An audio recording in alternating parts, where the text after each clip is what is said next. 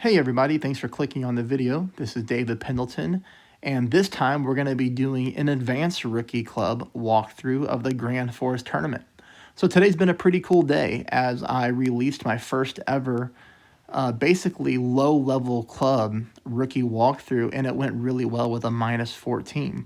This one's a -15 with some pretty solid advanced clubs for rookie. So we're going to go into the replays here in just a moment. But please do me a favor, if you're not already a subscriber, please do so. And the reason that's important is because, as you can see, we got a -15 here. I want to push this up to a -16, -17. And the way that I'm going to do that is by figuring out how to get a hole-in-one on a couple of these par threes. So if I get a really good line on a par 3 and I feel like it's a very consistent drop, then throughout the week, throughout the next rounds, I'll upload another video to YouTube and do an update, basically. So if you subscribe, you'll get that alert. Secondly, if you're already a subscriber, or if you're not a subscriber, please just hit the like button for me. It takes just half a second, and that goes a long way in getting my videos up the chain of command. So let's go ahead and hop into the replays. And this is going to be pretty cool this time because I would say that, first of all, you guys and gals as my followers are a bunch of rock stars. We don't ever get any hate in the comments. As a matter of fact, it's been just a bunch of love every tournament. And I really enjoy just like watching what you all type. Because if you take a look at some of these past couple tournaments, I mean, you guys are bringing home, top 10s, golds, second places, and that's just freaking awesome. That's really the main reason I do this, is to help people out. So I love seeing the comments. Keep it up. But I would say the most things that I get critiqued on is I forget to list the elevations on some of the shots, and that's not going to happen anymore because I figured out a way to solve for that. So let's go into hole number 1. So hole number 1, as you can see, there it is, 10% elevation. We're going to use a berserker. And what we're doing on the drive here is we're going to go full top spin with full right spin. And we're just really trying to hit a home run on the drive and power this ball as far onto the second fairway by the green as possible. And that's why I'm using a berserker. So you can see here, extra mile 8, we get 1.5 bar a top spin more than your extra mile 5, 6, and 7. And that's going to help out a little bit here. But there's one thing I would do differently on this shot is I'm going to pull my elevation, which is 10%.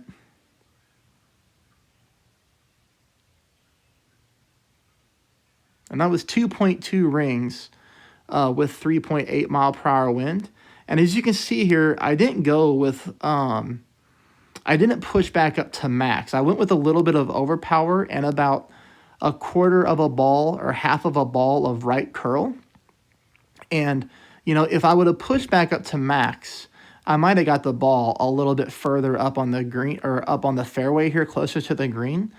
But either way, this is going to be a really good shot. And it's going to lead us to shot number 2, which I played 0%.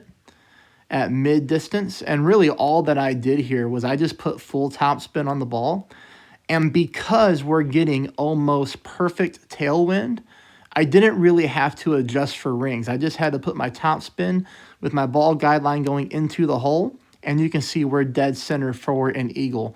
So we're starting off the tournament on a par 4, getting the eagle. This is a must eagle in order to win the game, or to win the tournament. So that's that one. And you can do that. You can do that shot, okay, with any level extra mile. If you take a look at my other video that I posted, I did the same thing with an extra mile level 5. So 5, 6, 7, 8, they're all tried and tested. They're all good to go. Now let's talk about hole number 2. So, if you follow my channel here, I show you my fails as well as my wins, so you can know what to avoid. Here, I made a very bad mistake going for the rough bump. Now, I know a lot of folks that follow me do not like rough bumps, especially one like this where there's a very narrow rough to deal with. So I'm going to show you this shot, which is the best opportunity for a hole-in-one. But then I will also show you a shot with your sniper or your wood club of choice That's going to be an automatic birdie, but still very easily can be dialed in for a hole-in-one. I will probably choose the quarterback method just because it's going to be very consistent. I just made an error today that I screwed up on. So what you want to do if you're doing this one is you want to play at 10% at mid. And I do know the 3 backspin and the 1 right spin is going to be good shot to pin as far as speed goes. And I know that because a couple of my buddies have tested this shot with me today. But here's what I did wrong, okay? So I'm adjusting 10%. And as you can see, we're adjusting from a lower point to a higher point, which is a little bit more technical, especially in rookie. But what I needed to do here was to pull back like a ring or a half of a ring to adjust for that. And I accidentally pushed forward. So instead of pulling back, I pushed forward. And that's why some people may choose not to play this shot. But because I did that, I missed the rough. If I would have pulled back, then I would have hit the rough, and that ball could have been a good chance for a hole-in-one with a perfect ball. Either way, I hit the sand, but I saved the hole with the chip in, so no harm, no foul.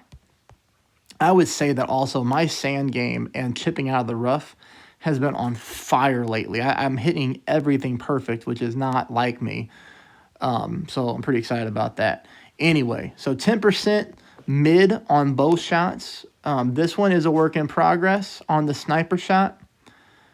You know, really, we're just going to use a little bit of backspin and aim the ball guideline at the hole. We're only getting 3 miles an hour wind, so we're not going to get a lot of push. But the biggest thing about this one is I hit this shot great. So, you know, I really have 2 rookie accounts. 1, I did the quarterback fail.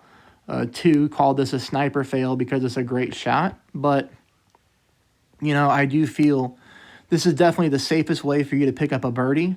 And it's actually probably going to be a pretty good opportunity for a hole-in-one as well. So, you know what I'll do if you're paying attention and you're not skipping through the video is you tell me what you want in the next round. Do you want me to work on the sniper shot or do you want me to work on the quarterback shot? And, you know, if I get an overwhelming amount of responses, I'll just go with however you all want me to do it. Hole number 3. Hole number 3, we're going to be using a quarterback. We're going to be playing at 10% with a Titan, and we're going to be using 4 backspin with 2 bars of left side spin. Now for me, it doesn't matter if you have a quarterback 9 or 10. My landing spot is the same, and it's really going to be right here. So take a look after the spin. I'm basically splitting the rough with my orange ring. So notice how half of my orange ring is in the rough and half of it is in the fairway. That is where I'm basically aiming. And I know it's not exactly half, but it's close enough. And, you know, by doing this, you can just take a normal shot. You don't have to worry about using any curl. And the ball's going to land very nicely here on this little strip of fairway. Because of the wind that we're getting on shot number 2 is the reason that I'm not playing on the left-hand side, okay? I want you to play on the right-hand side just like I did. I know it's a smaller strip of fairway to work with, but it does gives us the best chance for an albatross on shot number 2. And we're playing this one, or I'm playing this one right now at 0%. And the albatross is really a work in progress at this point. So as you can see, what I'm trying to do here is just use max left spin. And the reason that I do that is because I want every shot to be consistent. So as I work on this shot throughout the week, if I go max left spin every time, then once I hit a perfect ball, I'll just have to adjust my top spin and my landing position to find the albatross on this hole. But again, unfortunately, I hit a great shot, so I'm not going to get the opportunity to do that. You know, and these are reasons why I don't normally like to qualify on Monday. You know, what I normally like to do is drop the shots that I drop, and then, like, if I miss a shot like this, then I should have just forfeited the hole and tried again tomorrow. But I have a lot of work to do, real life work at my job over the next couple days, which is going to keep me extremely busy. And I wanted to get this content out to you as soon as possible. And the content in this video is already good enough to get you a podium spot. And we'll just keep working on it. Okay, this hole is a hole a lot of people will struggle with. And you're going to see a lot of people play it on the right-hand side, which is not a good consistent shot to try to get a hole-in-one. This is going to be a difficult hole-in-one, but I do think we're actually going to find a way to get it. And I would be thrilled to death if we just hit it one time in the finals, because you're not going to see a lot of people get it. Here's what I do want you to do, though. I want you to use 10% mid-distance with a Goliath. And I like the Goliath here because it's more powerful than a backbone, and I'm not worried about the accuracy stat, as there's a really good slope on the back of the green here that we're going to use. Now, 3 back, 3 right. We're going to do that every time. The only thing that we're going to change on this particular hole is how much curl we use. So let's watch this replay here, and then you might be able to dial this one in for a hole-in-one. So as you can see, I'm putting my orange ring right here on this rough line. And I'm using the spin that we talked about. And kind of take a look at this, because we're going to have to get really technical on this hole. So look at the first bounce. Okay, well, the first bounce is technically, in the middle of the landing spot. So look at the second bounce that's on the green. Notice how my ball guideline is almost smack dab in the middle of the light green square, but towards the top. I'm going to use that reference every single time. So whenever I apply my spin, I'm going to be looking for that exact landing position on this hole. And here's why. Because when I hit this ball, and I'm going to pause this again so you can see the curl that I'm using.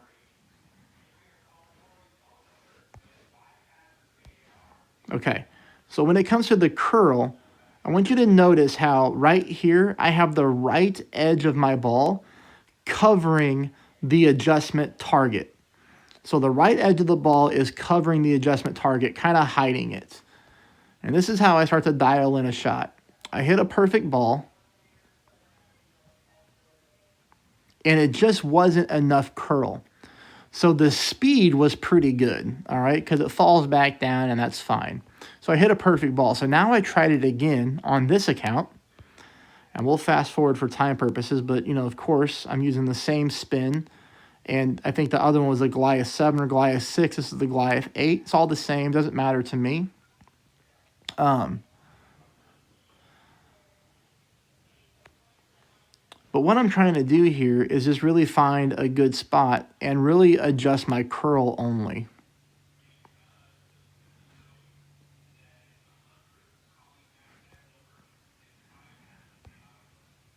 So notice here I went with half of a ball of curl.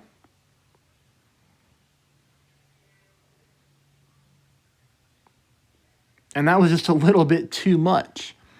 So now I just need to try to duplicate my landing spot, which I was a little bit off on this particular shot. So if I can duplicate my landing spot and just use a little bit less curl than that second shot, we might hit the pin and get that ball to drop. Either way, it's really close. This is a hole people are going to struggle on. If you play it the way I did, you're always going to get the birdie. And sometimes it takes a little luck in tournament. We might get that one to fall. Brings us on to hole number 5. Hole number 5 is a must eagle. We have to eagle this in order to take a medal. And we're just going to let this baby rip. So another berserker ball. Full tap. Full right. This is with an extra mile 7. So remember, that's 1.5 less top spin than an extra mile 8. And I am literally just putting my ball guideline very close to that tree. So I'm playing this one a little bit dangerous. But heck, it's a tournament. You got to play dangerous. I'm adjusting my elevation, which was 0%. And then I'm pushing back up to max. Pushing back up to max is very important because we get our distance back. And you saw the curl that I'm using on the shot. And this comes in really nice, making this a very simple wedge shot for an eagle.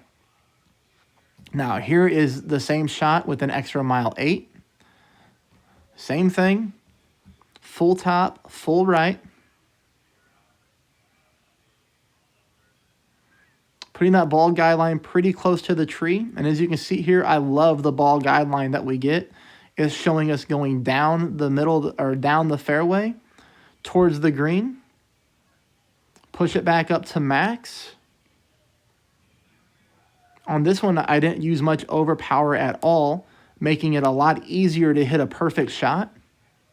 And the biggest advice I would give you on this hole is don't worry about getting the ball to green. Worry about hitting the ball perfect. And it's easier to hit the ball perfect if you don't have to use overpower. Which is why I showed you that shot there on number 8. Or with an extra mile 8, sorry. Okay, this one might be the more difficult drive in the game. But as you can see here with my little graphics, we're using a quarterback, 10%, mid-distance of our club, Titan, full top spin, full right spin. And what I'm doing here is I'm putting my orange ring on the rough line, okay?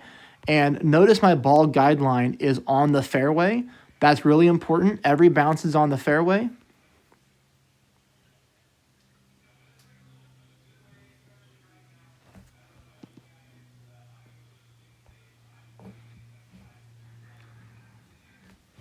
And I'll pause so you can see the type of curl that you're going to want to use here. So the curl that I'm using is I'm making the left edge of my ball touch the inner left target. So, and that's pretty specific, but that's how I always make sure my shots are duplicated. And that's how I always make sure that, if I hit a good drive, I know this works. So left edge of the ball touching the inner left of the target. Perfect ball, always key. Plenty of room on both sides. No fear of rolling too far into the rough. Brings us on to shot number 2. Playing this one pretty downhill, 20% with a sniper. Obviously, this is a work in progress. I did not get the albatross here. But, this tree was getting in my way a little bit, and I wasn't able to spin directly at the hole like I would have liked. But it's no worry. Both my opponents would have ended up birdieing this hole. This opponent here was in big trouble as he drove into the rough and just really had no chance at an eagle. But this is a really easy eagle. I do think we're going to have a good chance here for an albatross as the tournament progresses. And we'll just keep moving forward. Hole number 7. Now, this is the hole that I do think that we're going to get a good chance to get a hole-in-one on. Because I wanted to play this one with a rough bump. But as you can see, as I go for the rough bump here, because we're getting headwind, I wasn't going to be able to adjust my rings. So I decided to play this one 10% elevation with a katana at mid-distance of my club. And I do know that about 1.5, about 1.5 bars of top spin is really good speed to the pin. And all I really have to do is just adjust my curl because I'm using full right spin as well.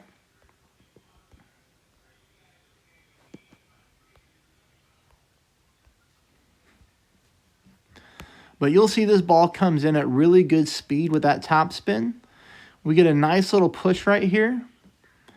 And, it comes so close. I know I hit a great shot there. So, I need to see what that looks like with a perfect ball. But either way, the spin is good. So max right, 1.5 top. And then from there, it's going to be just about finding the landing position. And that will be a hole-in-one. So keep updated for the if I get a hole-in-one. Keep looking for the updates. All right, so this hole here I'm a little discouraged with because I did pick up the eagle on it, but I had to underpower my drive. And I normally on this hole like to play it with a navigator and a big topper.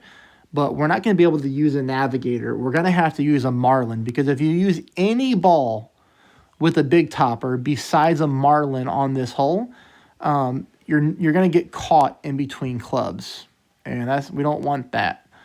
So I'm going to show you what you need to do. You need to use a marlin. So let me fast forward this junk here as I make my adjustments. Okay. So marlin, full top, half of a ball of side spin to the left. And this is what I'm trying to find.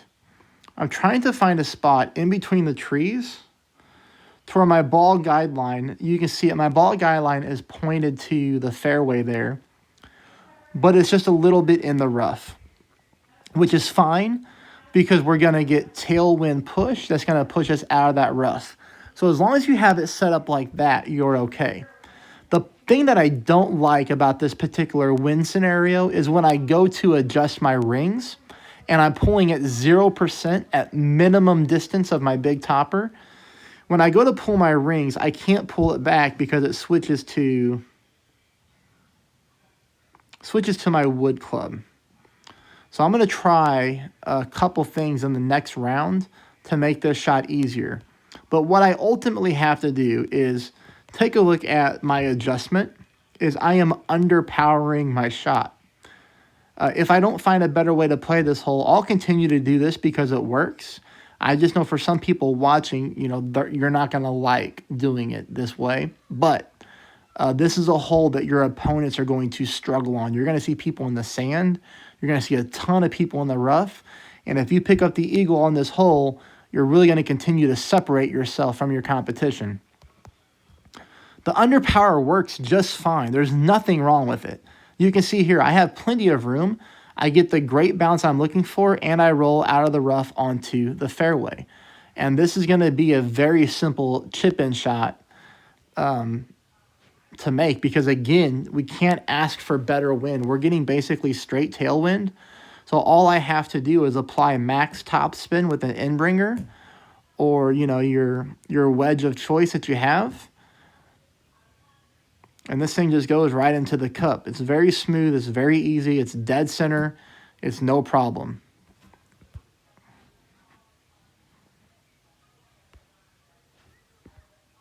All right.